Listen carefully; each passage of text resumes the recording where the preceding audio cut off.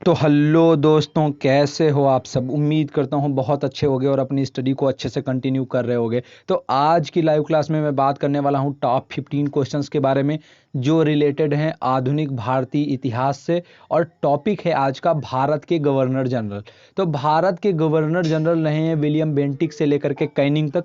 आज हम सबसे जुड़े हुए महत्वपूर्ण 15 क्वेश्चंस को डिस्कस करने वाले हैं और पार्ट 2 में एक दूसरी क्लास में हम फिर 15 क्वेश्चंस को डिस्कस कर लेंगे। तो स्वागत है आप सभी का आज की लाइव क्लास में। Welcome to UPSC prime time.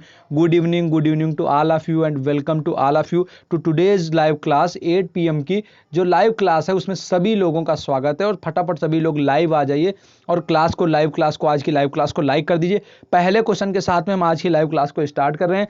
और दो चीजें नए जुड़े हुए लोगों के लिए कि मैं क्वेश्चन पढ़ूंगा, क्वेश्चन पढ़ने के बाद मैं आपको 10 सेकंड का टाइम देता हूं। आपको उसी बीच में आपको क्वेश्चन का जो आंसर होता है वो टाइप करना होता है और साथ में आपको क्वेश्चन का नंबर जरूर मेंशन करना होता है। ये पहला प्रश्न है तो यहां से आप एक याद कर लीजिए और इसके बाद में आपको क्रम याद रखना है। फिर 1 2 3 लिख करके A B C या फिर D टाइप करना है। तो क्वेश्चन नंबर उसके बाद में आंसर, ताकि मुझे पता चलता रहे कि आप कौन से क्वेश्चन का आंसर कर रहे हैं। पहला प्रश्न मैं यहां से पढ़ना स्टार्ट कर रहा हूं। द्वितीय आंग्ल बर्मा युद्ध किस गवर्नर जनरल के समय में लड़ा गया था। आपको बताना है जो दूसरा आंग्ल बर्मा युद्ध हुआ है ये किस गवर्नर जनरल के समय में लड़ा गया था। आपके ऑप्शन हैं, ऑप्शन ए लॉर्ड एलिनब्रो के समय में, option B Lord Charles Metcalfe के समय में, ऑप्शन सी लॉर्ड मैकाले के समय में, या फिर ऑप्शन डी लॉर्ड डलहौजी के समय में। तो आपको बताना है दूसरा आंग्ल बर्मा युद्ध किसके समय में लड़ा गया था। लॉर्ड एलिनब्रो के समय में ऑप्शन ए, चार्ल्स मेटकाफ के समय में ऑप्शन बी, लॉर्ड मैकाले के समय में ऑप्शन सी, लॉर्ड डलहौजी के समय में ऑप्शन डी। द्वितीय आंग्ल बर्मा युद्ध किस गवर्नर जनरल के समय में लड़ा गया था। 10 सेकंड का टाइम है, फटाफट एक लिख करके फिर A B C या फिर D टाइप करके मुझे बताइए इस प्रश्न का सही जवाब क्या है।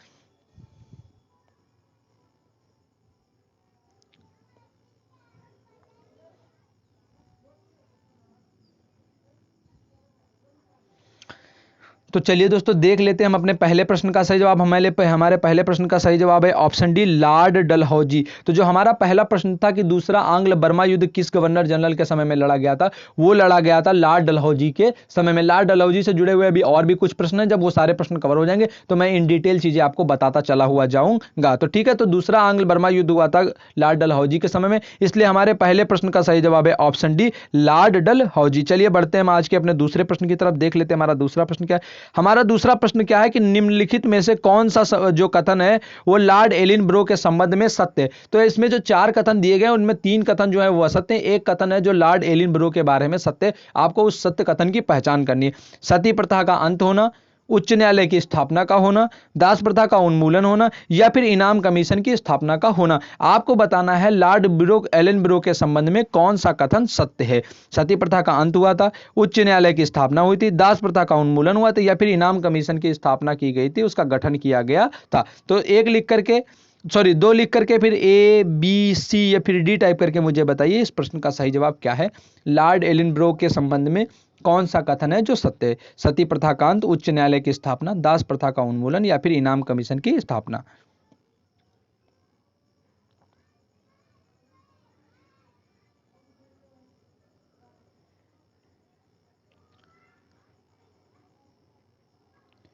तो चलिए दोस्तों देख लेते हैं हमारे इस प्रश्न का सही जवाब क्या। दोस्तों मैंने कल आज जो मॉर्निंग में क्लास हुई थी उस क्लास में मैंने आपको एक ट्रिक बताई थी कि जो आपका ब्रदर होता है, आपका भाई होता है, वही आपसे जुड़ी हुई जो मुसीबतें होती हैं आपको उनसे बाहर निकालता है। तो एलिन ब्रो में ब्रो जैसा शब्द आता है और ब्रो का मतलब होता है ब्रदर का शॉर्ट फॉर्म होता है। और यहां पर एलिन ब्रो ने क्या किया था, दास प्रथा का उन्मूलन किया था। तो लॉर्ड एलिन ब्रो के संबंध में कौन सा कथन सत्य है, दास प्रथा का उन्मूलन। जबकि जो सती प्रथा थी वो भी किसी गवर्नर जनरल के समय में अंत हुआ था, उससे जुड़ा हुआ एक क्वेश्चन है, मैं वहां पर आपको उसका एक्सप्लेन करूंगा। उच्च न्यायालय की स्थापना कलकत्ता में हुई थी, इसके बारे में भी मैं आपको डिफाइन करूंगा। और इनाम कमीशन की स्थापना के बारे में भी मैं बात करने वाला हूं अभी आगे के क्वेश्चंस में, वहां पर मैं आपको एक्सप्लेन कर दूंगा चीजों को। तो दूसरे क्वेश्चन का सही जवाब हो गया है ऑप्शन सी, दास प्रथा का उन्मूलन। लॉर्ड एलिनब्रो के समय में क्या हुआ था, दास प्रथा का उन्मूलन हुआ था। तो दो प्रश्न हो गए। पहला प्रश्न था दूसरा आंग्ल बर्मा युद्ध जो हुआ था लॉर्ड डलहौजी के समय में, और दूसरा प्रश्न जो हमारा है ये था हमारा एलिनब्रो से, और एलिनब्रो का संबंध है दास प्रथा के उन्मूलन से। तो अब बढ़ लेते हैं अपने तीसरे प्रश्न की तरफ। देख लेते हैं हमारा आज का तीसरा प्रश्न क्या है।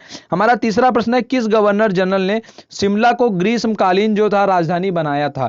ऑप्शन ए है लॉर्ड डलहौजी, ऑप्शन बी है लॉर्ड मेयो, ऑप्शन सी है लॉर्ड कैनिंग, या फिर ऑप्शन डी है लॉर्ड हर्डिंग। 3 लिख करके फिर आपको बी, सी या फिर डी टाइप करके बताना है कि किस गवर्नर जनरल ने शिमला को ग्रीष्मकालीन राजधानी बनाया था। डलहौजी ने, लॉर्ड मेयो ने, लॉर्ड कैनिंग ने या फिर लॉर्ड हार्डिंग ने। ए, बी, सी या फिर डी टाइप करके मुझे बताइए। 3 लिख करके फिर ए, बी, सी, डी टाइप करिए और बताइए इस प्रश्न का सही जवाब क्या है। 10 सेकंड का टाइम आपके पास में। कौन सा वो गवर्नर जनरल था जिसने शिमला को ग्रीष्मकाल के लिए अपनी राजधानी बना दिया था? वो डलहौजी था, लॉर्ड मेयो था या फिर कैनिंग था या फिर हार्डिंग था? कौन था? तो चलिए दोस्तों, धीरे धीरे हम इस प्रश्न के आंसर की तरफ भी बढ़ रहे हैं। 10 सेकंड का टाइम करीब करीब खत्म होने वाला है। तो किस गवर्नर जनरल ने शिमला को ग्रीष्मकालीन राजधानी बनाया था? वो था हमारा लॉर्ड डलहौजी। तो इसीलिए तीसरे प्रश्न का हमारे सही जवाब हो गया ऑप्शन है लॉर्ड डलहौजी। दोस्तों, लॉर्ड डलहौजी ने क्या किया था कि दो परिवर्तन किए थे। एक तो वो तोपखाने को कलकत्ता से स्थानांतरित करके कहां पर ले आया था? मेरठ ले आया था। और दूसरे इसने क्या किया था कि जो ग्रीष्मकालीन राजधानी थी वो किसको बना दिया था? शिमला को बना दिया था। तो इसलिए हमारे तीसरे प्रश्न का सही जवाब हो गया है ऑप्शन है लॉर्ड डलहौजी। चौथे प्रश्न की तरफ बढ़ते हैं। दोस्तों, चौथा प्रश्न थोड़ा सा सीरियल से रिलेटेड है। अगर आपने लॉर्ड विलियम बेंटिक के बारे में पढ़ा है तो आप इस प्रश्न का आंसर कर पाएंगे। मॉर्निंग में एक क्लास हुई थी, लगभग जितने भी मेरे जानने वाले सभी स्टूडेंट्स हैं, जो लोग शाम को क्लास अटेंड करते हैं वो, और बाकी कुछ लोग हैं जिन लोगों ने वो क्लास को देख लिया है। करीब 52-58 लोगों के आसपास वो क्लास, जब मैंने लास्ट टाइम चेक किया था तो लोग देख चुके थे। जिन लोगों ने नहीं देखी है, उस क्लास का लिंक डिस्क्रिप्शन में ऐड है, यहां से जाकर के आप उस क्लास को बाद में देख लीजिएगा, जहां पर मैंने गवर्नर जनरल के बारे में आपको पढ़ाया हुआ है और उसी वीडियो से रिलेटेड मैं आज के सारे प्रश्न पूछ रहा हूं। तो लॉर्ड विलियम बेंटिक के समय में हुए कार्यों का सही क्रम बताना है। पहला है कि कलकत्ता में सबसे पहले मेडिकल, दोस्तों क्या है, ईयर वाइज क्रम आपको बताना है। अगर आपको ईयर याद होंगे तो आपको ऑर्डर याद होगा, क्योंकि मैंने मॉर्निंग में आपको ऑर्डर बताया था। तो वो ऑर्डर, आपको ऑर्डर बताना है कौन से ऑर्डर में काम हुए थे। पहले कलकत्ता मेडिकल कॉलेज की स्थापना हुई थी, फिर ठगी प्रथा का अंत हुआ था, फिर सती प्रथा का अंत हुआ था। या फिर ये हो गया हमारा ऑप्शन है, सती प्रथा का अंत हुआ था, फिर कलकत्ता में मेडिकल कॉलेज की स्थापना हुई थी, तब ठगी प्रथा का अंत हुआ था। ये है हमारा ऑप्शन बी। पहले सती प्रथा का अंत हुआ था, फिर ठगी प्रथा का अंत हुआ था, फिर मेडिकल कॉलेज की स्थापना हुई थी। ऑप्शन सी, कलकत्ता में मेडिकल कॉलेज की स्थापना हुई थी, फिर सती प्रथा का अंत हुआ था, फिर ठगी प्रथा का अंत हुआ था। Option D. तो आपको बताना है लॉर्ड विलियम बेंटिक के समय में हुए कार्यों का सही क्रम क्या है। कलकत्ता मेडिकल कॉलेज की स्थापना, ठगी प्रथा का अंत और फिर सती प्रथा का अंत। ऑप्शन ए, सती प्रथा, मेडिकल कॉलेज, ठगी प्रथा। ऑप्शन बी, सती प्रथा, ठगी प्रथा, medical college. Option C, Calcutta medical college, सती प्रथा, ठगी प्रथा। Option D. तो फटाफट मुझे कमेंट करके बताइए चौथे प्रश्न का सही जवाब क्या है। इसका जवाब देने में आपको जल्दीबाजी नहीं करनी, आप क्वेश्चन एक बार खुद से भी पढ़ लीजिए, सही से क्रम समझ लीजिए, तब आंसर कीजिएगा, लेकिन गलत आंसर मत कीजिएगा, क्योंकि मॉर्निंग में मैंने बताया हुआ है। 4 लिख के आपको ए, बी, सी या फिर डी टाइप करना है और बताना है विलियम बेंटिक के समय में कार्यों का सही क्रम। दोस्तों, विलियम बेंटिक को सुधारों के लिए जाना जाता है, उनके किए हुए कार्य जो थे, और उन्होंने अपने कार्यों में काफी सारे सुधार किए हैं, इसलिए विलियम बेंटिक को जाना जाता है। तो 3 चीजों को आपको बताना है, उनका सही ऑर्डर क्या है। सती प्रथा का अंत के लिए वो जाने जाते हैं, मेडिकल कॉलेज की स्थापना पहली कलकत्ता में इन्हीं के समय में हुई थी, और इसके अलावा ठगी प्रथा का अंत भी इन्हीं के समय में हुआ था। तो आपको बताना है इस प्रश्न का सही जवाब क्या है। तकरीबन 10 सेकंड का टाइम समाप्त होने को है, और चलिए हम देख लेते हैं इस प्रश्न का सही जवाब क्या है। दोस्तों, सबसे पहले विलियम बेंटिक के समय में क्या होता है, वो होता है सती प्रथा का अंत। इसके बाद में फिर ठगी प्रथा का अंत होता है, और इसके बाद फिर कलकत्ता में मेडिकल कॉलेज की स्थापना कर दी जाती है। सती प्रथा के अंत से रिलेटेड ईयर का क्वेश्चन मैंने पूछा, वहां पर मैं आपको सभी के ईयर के बारे में एक्सप्लेन कर दूंगा। तो हमें देखने को मिलता है सती प्रथा का अंत, फिर ठगी प्रथा का अंत और फिर मेडिकल कॉलेज की स्थापना। इसलिए हमारे चौथे प्रश्न का सही जवाब हो गया है ऑप्शन सी, सती प्रथा, ठगी प्रथा और मेडिकल कॉलेज की स्थापना। यह है विलियम बेंटिक के समय में हुए कुछ कार्यों का सही क्रम। बढ़ते हैं आज के अपने 5वें प्रश्न की तरफ, देख लेते हैं हमारा 5वां प्रश्न क्या है। तो हमारा 5वां प्रश्न है, किस गवर्नर जनरल के कार्यकाल को कुशल अकर्मण्यता की नीति के लिए जाना जाता है। आपको बताना है कौन सा गवर्नर जनरल था जिसके कार्यकाल को कुशल अकर्मण्यता की नीति के लिए जाना जाता है। आपके ऑप्शन है, ऑप्शन है लॉर्ड एलिनबरो को, ऑप्शन बी है लॉर्ड डलहौजी को, ऑप्शन सी है लॉर्ड बेंटिक को, या फिर ऑप्शन डी है लॉर्ड ऑकलैंड को। तो किसे कुशल अकर्मण्यता की नीति के लिए जाना जाता है? एलिनबरो को, डलहौजी को, बेंटिक को या फिर ऑकलैंड को? 5 लिख करके फिर आप ए, बी, सी या फिर डी टाइप करके मुझे बताइए, कुशल अकर्मण्यता की नीति को किसे कहा जाता है, किसे जाना जाता है, किसकी नीति को कुशल अकर्मण्यता की नीति कहा जाता है? वो लॉर्ड एलिनबरो थे, लॉर्ड डलहौजी थे, लॉर्ड बेंटिक थे या फिर लॉर्ड ऑकलैंड थे?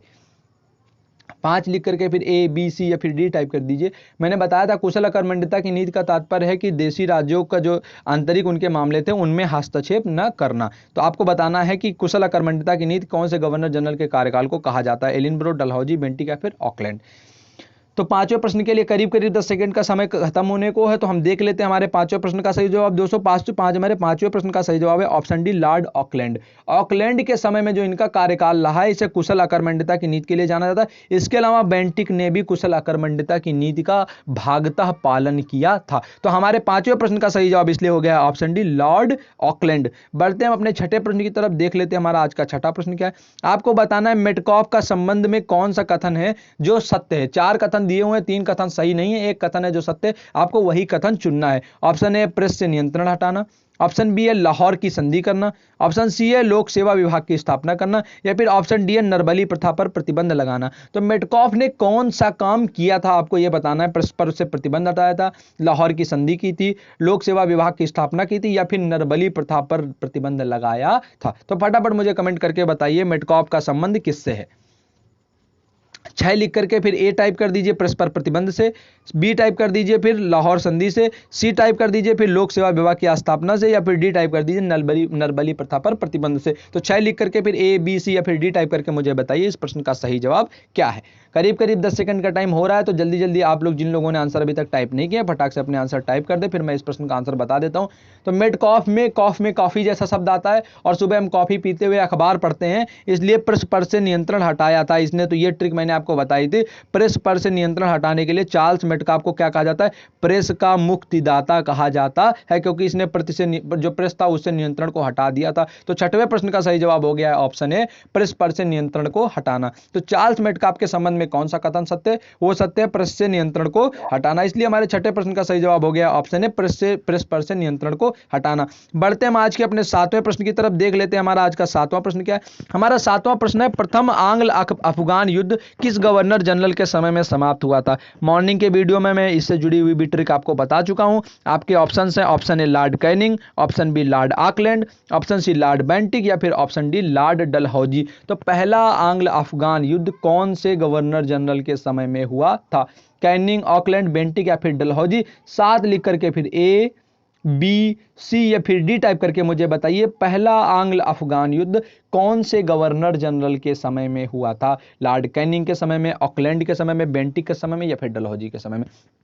अगर आपको मेरी ट्रिक याद है तो आपको इस क्वेश्चन का आंसर करने में जरा सी भी तकलीफ नहीं होगी। मेरे सारे स्टूडेंट्स जो हैं वो फटाक से बिल्कुल सही, मेरे सभी दोस्त लोग तुरंत इसका सही आंसर करेंगे, सातवें प्रश्न का सही आंसर करेंगे। कुछ लोग सही आंसर कर भी रहे हैं। तो बिल्कुल ट्रिपल ए की मैंने एक ट्रिक बताई थी, आंग्ल अफगान और ऑकलैंड, आंग्ल अफगान और ऑकलैंड। तो इसीलिए इस प्रश्न का सही जवाब हो गया है ऑप्शन बी, लॉर्ड ऑकलैंड। पहला आंग्ल अफगान युद्ध लॉर्ड ऑकलैंड के समय में हुआ था। ऑप्शन बी है हमारे सातवें प्रश्न का सही जवाब, लॉर्ड ऑकलैंड। पहला आंग्ल अफगान युद्ध लॉर्ड ऑकलैंड के समय में हुआ था। देख रहे हैं हम आज के अपने आठवें प्रश्न को, देख लेते हैं हमारा आज का आठवां प्रश्न क्या है। लॉर्ड हार्डिंग द्वारा किस प्रथा पर प्रतिबंध लगाया गया था। इसीलिए मैंने वहां पर एक्सप्लेन नहीं किया हुआ था, क्योंकि बाकी सारे मैं क्वेश्चन वहां पर पूछे हुए हैं ऑप्शन से रिलेटेड। आपको बताना है लॉर्ड हार्डिंग है, उन्हें किस लिए जाना जाता है। जैसे मेटकॉफ को प्रेस का मुक्तिदाता कहा जाता है, वैसे ही हार्डिंग ने भी एक प्रथा पर प्रतिबंध लगाया था। आपको बताना है वो प्रथा कौन सी थी। नरबली प्रथा पर अंत, सती प्रथा पर अंत, या फिर ठगी प्रथा पर अंत। कौन सी प्रथा है, नरबली प्रथा, सती प्रथा या फिर ठगी प्रथा। बल्कि इन सबको हम कुप्रथा कहें तो ठीक होगा। नरबली की कुप्रथा, सती की कुप्रथा या फिर ठगी की कुप्रथा। कौन सी वो प्रथा थी जिस पर लॉर्ड हार्डिंग ने प्रतिबंध लगा दिया था। सती, नरबली, ठगी या फिर इनमें से कोई नहीं। 8 लिख करके फिर आप ए नरबली प्रथा के लिए, बी सती प्रथा के लिए, सी ठगी प्रथा के लिए और डी इनमें से कोई नहीं के लिए टाइप कर दीजिए। 8 लिख करके ए, बी, सी या फिर डी टाइप करके मुझे बताइए लॉर्ड हार्डिंग द्वारा किस प्रथा पर प्रतिबंध लगा दिया गया था। 10 सेकंड का टाइम है, फटाफट आंसर टाइप करते हुए चले जाइए। जिन लोगों के प्रश्नों के जवाब सही हो रहे हैं उन लोगों के लिए मेरी ढेर सारी शुभकामनाएं। जिन लोगों के प्रश्नों के जवाब किसी भी कारण से गलत हो रहे हैं वो लोग एक तो लाइव क्लास को फिर से एक बार जो आफ्टरनून में हुई है उसे रिपीट करके देखें, लिंक डिस्क्रिप्शन में ऐड है, मैं आपको बता चुका हूं। और दूसरे मूल्यांकन करने का प्रयास करें, आत्मचिंतन, आत्मावलोकन, आत्ममंथन करने का प्रयास करें कि कहां पर चूक हो रही है जिसकी वजह से प्रश्नों के जवाब गलत हुए हैं। तो 8वें प्रश्न का सही जवाब हम यहां से देख लेते हैं। सती प्रथा और ठगी प्रथा दोनों के अंत के लिए हम जानते हैं विलियम बेंटिक को जाना जाता है। और नरबली प्रथा का जो अंत था वो किसने किया था, वो किया था लॉर्ड हार्डिंग ने। इसी ने क्या किया था, नरबली प्रथा पर प्रतिबंध लगा दिया था। किसने, लॉर्ड हार्डिंग का संबंध है नरबली प्रथा से। सती प्रथा, ठगी प्रथा का संबंध किससे, विलियम बेंटिक से। और प्रेस का मुक्तिदाता कहा जाता है चार्ल्स मेटकॉफ को।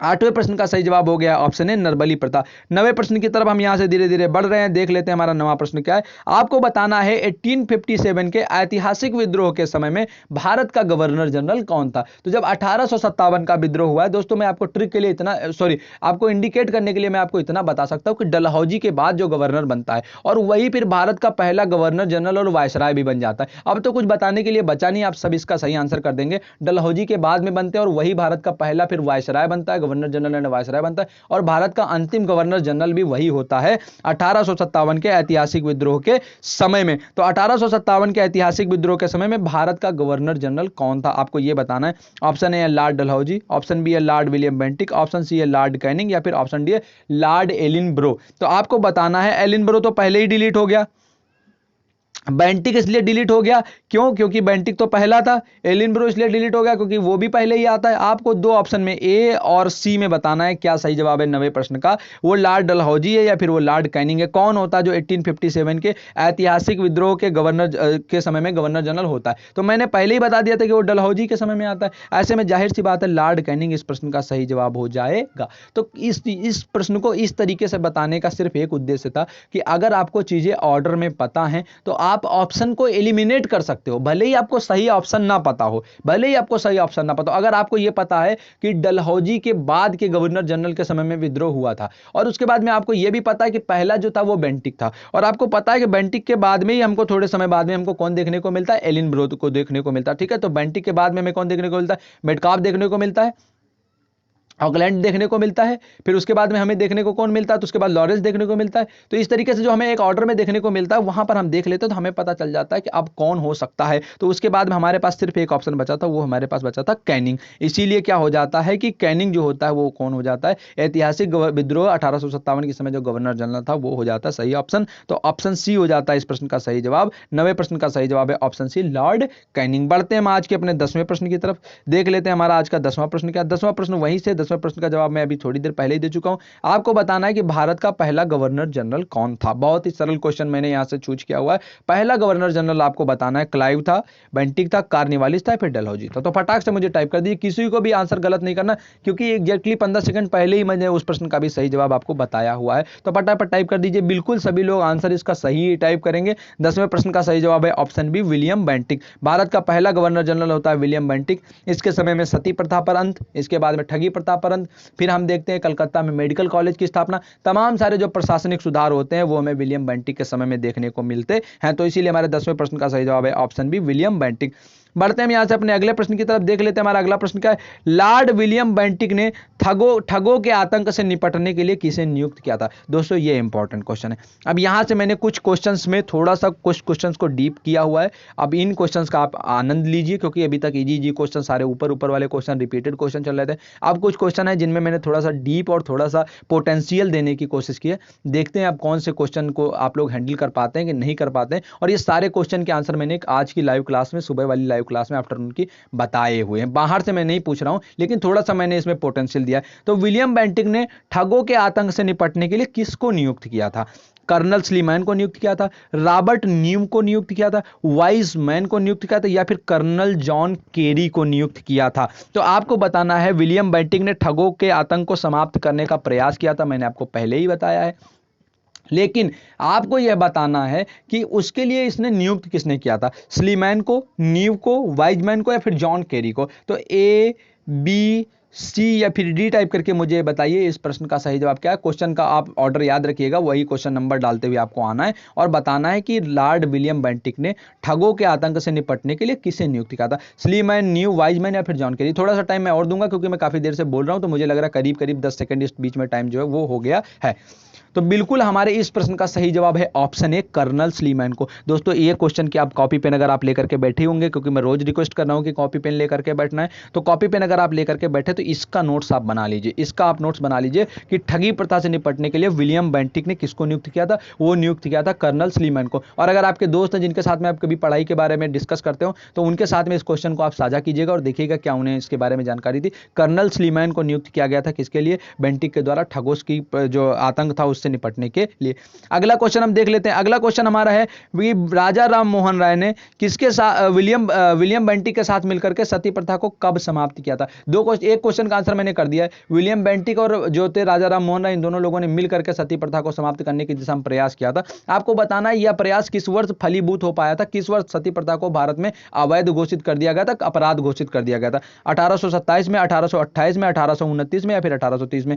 सरल क्वेश्चन है, काफी बार पूछा गया है, ईयर सब लोगों को याद होता है, इसीलिए मैंने क्वेश्चन एकदम क्लोज बना दिया है। ए बी सी या फिर डी टाइप करके बताइए क्वेश्चन के ऑर्डर में। 1827, 28, 29 या फिर 30 किस वर्ष राजा राम मोहन राय ने विलियम बेंटिक के साथ में मिलकर के कोशिश करके सती प्रथा को समाप्त कर दिया था? 28, 27, 28, 29 और 30 क्या है इस प्रश्न का सही जवाब? फटाफट आंसर टाइप कर दीजिए। और आज के कंक्लूजन की तरफ हम धीरे धीरे बढ़ रहे हैं, तो 10 सेकंड का टाइम करीब करीब होने को है। आप में से जितने भी लोगों को टाइप करना है फटाफट क्वेश्चन के साथ में ए बी सी या फिर डी टाइप करके बताइए। राजा राम मोहन राय ने किसके साथ, विलियम बेंटिक के साथ मिलकर के किस वर्ष सती प्रथा को समाप्त कर दिया था? तो बिल्कुल इस प्रश्न का सही जवाब हम देख रहे हैं। इस प्रश्न का सही जवाब है ऑप्शन सी 1829। 1829 में हमें देखने को मिलता है राजा राम मोहन राय जी क्या करते हैं, विलियम बेंटिक के साथ में मिलकर के सती प्रथा को समाप्त कर देते हैं। सती प्रथा का उन्मूलन हो जाता है 1829 में, इसलिए हमारे इस प्रश्न का सही जवाब है ऑप्शन सी 1829। अब हम देख लेते हैं हमारा अगला प्रश्न। हमारा अगला प्रश्न है लॉर्ड विलियम बेंटिक के समय में भारत में पहले मेडिकल कॉलेज की स्थापना कहां पर हुई थी? इस प्रश्न का जवाब भी मैं स्टार्ट में दे चुका हूं, लेकिन इस क्वेश्चन में पोटेंशियल है, अगर आपने उसे ध्यान से सुना होगा तो आप बता पाएंगे। पहला मेडिकल कॉलेज बेंटिक के समय में स्थापित हुआ है, सभी लोग जानते हैं। इसके बाद में अगले एक हमारा जो गवर्नर जनरल आता है उसके समय में भी हमें 2 मेडिकल कॉलेज की स्थापना देखने को मिलती। उस क्वेश्चन में भी पोटेंशियल, उसको आपको तैयार करना, हो सकता है पार्ट 2 में मैं उसे रखूंगा उस क्वेश्चन को, इसीलिए मैंने छोड़ा हुआ है। आपको बताना है पहला मेडिकल कॉलेज जो बेंटिक के समय में हुआ है, यह क्वेश्चन पूछा जा चुका है, मैंने इसीलिए इसका आंसर भी कर दिया। हुई कहां पर थी आपको यह बताना है, कहां पर उसकी स्थापना की गई थी। तो क्वेश्चंस को मैंने जहां से भी क्वेश्चन नहीं पूछे गए वहां से मैंने क्वेश्चन को बनाने की कोशिश की है, क्योंकि मैंने किताबें भी मैं आपको पहले ही बता चुका हूं सोर्सेज में कि मैं इंटरनेट की वेबसाइट के साथ में किताब यूज करता हूं, और जब मैं क्वेश्चन बनाता हूं तो मैं प्रीवियस ईयर की जो किताबें हैं, प्रीवियस ईयर क्वेश्चन पेपर का जो परीक्षा मंथन हो, घटना चक्र या फिर जो कुछ भी मेरे पास अवेलेबल हो पाता है, इंटरनेट से अवेलेबल हो पाता है, मैं वहां से क्वेश्चन को देखने का प्रयास करता हूं। तो इस प्रश्न का सही जवाब है ऑप्शन बी, कलकत्ता में। बिल्कुल सही बात है, ऑप्शन बी है इस प्रश्न का सही जवाब। लॉर्ड विलियम बेंटिक के समय में भारत में पहले मेडिकल कॉलेज की स्थापना कलकत्ता में हुई थी। तो कलकत्ता में हुई थी भारत में पहले मेडिकल कॉलेज की स्थापना विलियम बेंटिक के समय में। तो ऑप्शन बी है इस क्वेश्चन का सही जवाब, कलकत्ता। ठीक है, तो चलिए दोस्तों बढ़ते हैं आगे के प्रश्न की तरफ। काफी सारे लोगों ने प्रश्नों के जवाब कंटिन्यूअसली सही किए हैं, सभी लोगों को मेरी बहुत सारी शुभकामनाएं। जिन लोगों के प्रश्नों के जवाब गलत हुए हैं वो लोग आफ्टरनून की क्लास से जरूर जुड़े, कम से कम कोशिश करें कि आफ्टरनून की क्लास को रोज देखने का प्रयास करें। रोज डेली 2 क्लासें करीब करीब होती हैं, जिस भी दिन सब कुछ ठीक ठाक होता है। एक 12 बजे लाइव क्लास होती है और फिर उसके बाद वो उसी से जुड़े हुए क्वेश्चन शाम को 8 बजे की लाइव क्लास में आपके लिए लेकर के आ जाते हैं।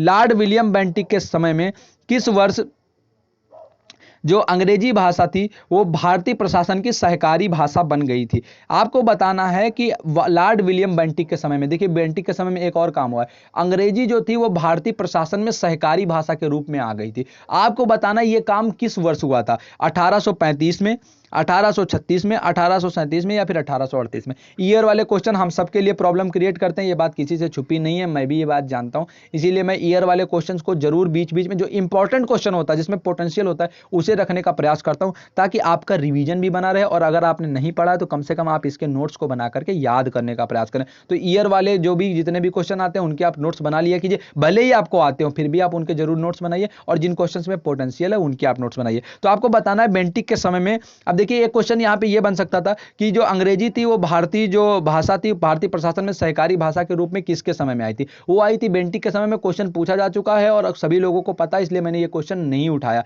मैंने पूछा है इस क्वेश्चन का जवाब देकर के कि कौन से साल में ये चीज हुई थी, 35 में हुई थी, 36 में हुई थी, 37 में या फिर 1838 में? तो फटाक से मुझे कमेंट टाइप करके बताइए ए बी सी या फिर डी, इस प्रश्न का सही जवाब क्या है? करीब करीब 10 सेकंड का टाइम खत्म होने को है, तो चलिए हम देख लेते हैं इस प्रश्न का सही जवाब क्या है। इस प्रश्न का सही जवाब है ऑप्शन ए 1835। तो जब भारतीय प्रशासन की सहकारी भाषा बनती है अंग्रेजी लॉर्ड विलियम बेंटिक के समय में, यह बनती है 1835 में, इसीलिए इस प्रश्न का सही जवाब है ऑप्शन ए 1835। 1835 विलियम बेंटिक के समय में भारतीय प्रशासन की सहकारी भाषा अंग्रेजी बनती है 1835 में। यहां से हम बढ़ते हैं अपने अगले प्रश्न की तरफ, देख लेते हैं हमारा अगला प्रश्न क्या है। हमारा अगला प्रश्न है विलियम बेंटिक के समय में कौन सी नई प्रेसिडेंसी का निर्माण हुआ था? दोस्तों दोस्तों मैंने बाद में जब क्वेश्चन उठाने शुरू किए हैं तो जब मैं डीप में जाऊंगा चीजों के, तो इतने सारे क्वेश्चन एक गवर्नर जनरल के समय में बन सकते हैं, इतना अच्छे से हम प्रैक्टिस कर सकते हैं कि कुछ भी चूकने का सवाल ही नहीं उठता है। परीक्षाएं होंगी, आपसे कुछ भी नहीं छूटेगा। आप यूपीएससी दे रहे हो, स्टेट पीसीएस दे रहे हो, कि यूपीएससी का तो एक लेवल अलग है, उसके क्वेश्चन के लिए फिर थोड़ा सा बहुत डीप जाना पड़ेगा, लेकिन क्लासेस बोरिंग होने लगेंगे। ऐसे में मैं कुछ क्वेश्चन होते हैं जो कठिन स्तर के रखने का प्रयास करता हूं, लेकिन स्टेट पीसीएस में आप कोई भी दे रहे हो, कोई भी आप स्टेट पीसीएस दे रहे हो, कहीं से भी क्वेश्चन चूकने की संभावना बहुत कम बचे। ऐसे में मैं जो जितना भी स्टैटिक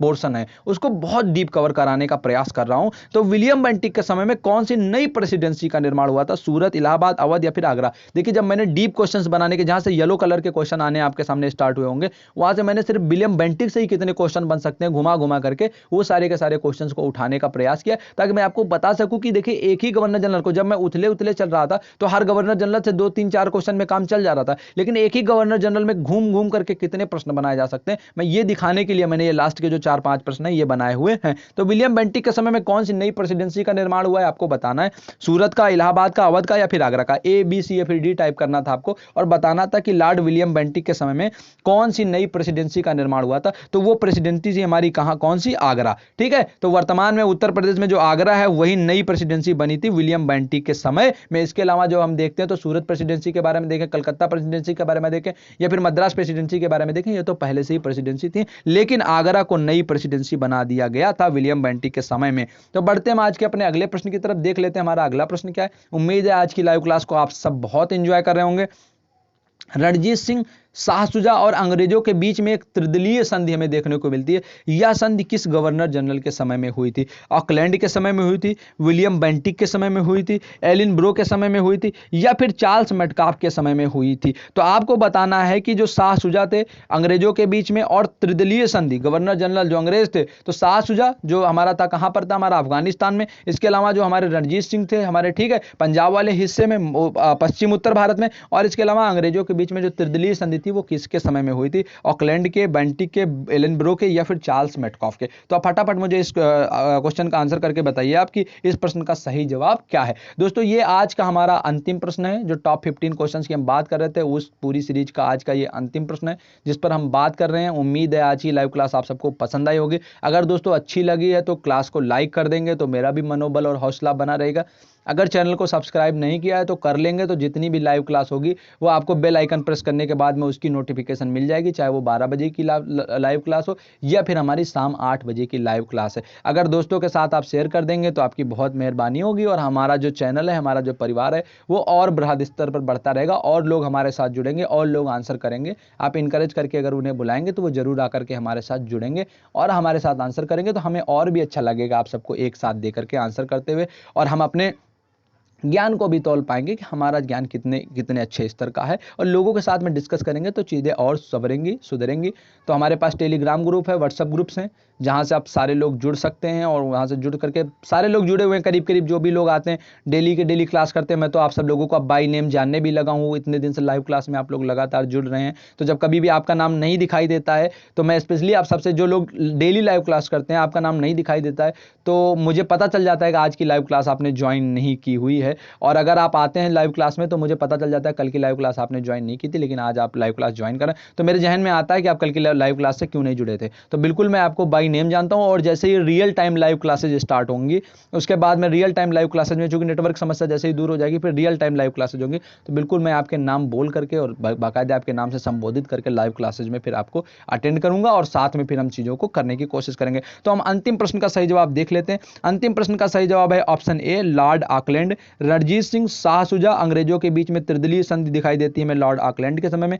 बेंटिक के समय में हमें सती प्रथा, मेडिकल कॉलेज की स्थापना, ठगी प्रथा इत्यादि प्रशासनिक सुधार दिखाई देते हैं। एलिन ब्रो के समय में हमारा क्या होता है, दास प्रथा का जो होता है वो अंत हो जाता है, और चार्ल्स मेटकाफ को प्रेस का मुक्तिदाता कहा जाता है, प्रेस से प्रतिबंध को हटा दिया जाता है। तो ये थे दोस्तों आज के टॉप 15 क्वेश्चंस। मॉर्निंग जो हमारा आफ्टरनून का वीडियो था जो अपलोड हुआ था उससे क्वेश्चंस हैं, सारी चीजें डिस्क्रिप्शन में ऐड है, कुछ भी बात करने की जरूरत नहीं, वहां से जाकर के आप पीडीएफ फाइल और ग्रुप, टेलीग्राम ग्रुप या फिर व्हाट्सएप ग्रुप से जुड़ना, तमाम सारी जो बाकी सारी चीजें वो कर सकते हैं। दोस्तों एक छोटी सी इंफॉर्मेशन और है, बस 1 सेकंड सुन लीजिए फिर लाइव क्लास को हम खत्म कर रहे हैं। जो कल मैंने क्लास करवाई हुई थी उस क्लास की जो मैंने कल क्लास, अगर आपको याद होगा, बिल्कुल आपको याद होगा, कल जो मैंने भारतीय राष्ट्रीय कांग्रेस के जो पूरे अधिवेशन से उससे जुड़ी हुई जो लाइव क्लास करवाई थी, उसकी दोस्तों मैं पीडीएफ फाइल तैयार कर रहा हूं। उम्मीद है आज ही शाम तक, अभी आधे एक घंटे में वो पीडीएफ फाइल अपलोड कर दूंगा। और जो आज की आफ्टरनून की क्लास थी हमारी गवर्नर जनरल एंड वायसराय वाली, उसकी पीडीएफ फाइल भी मैं टेलीग्राम पर बहुत जल्द अपलोड करने वाला हूं। हो सकेगा अगर बन जाएंगी दोनों पीडीएफ फाइल्स क्रिएट हो जाएंगी तो मैं अभी